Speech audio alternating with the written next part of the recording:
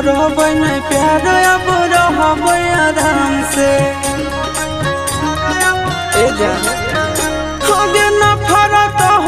होगे अब तोर नाम से करबै नहीं प्यार अब रहबै आराम से अमन अलग आशीष नंदन के जिंदगी दिले झाका झोर तोड़ी दिले दिलावा के छोड़ी अब चेहरा देखबो नहीं तो तोड़ी दिले दिलावा के छोड़ी अब चेहरा देखबो नहीं तो दोनों गाल साली हो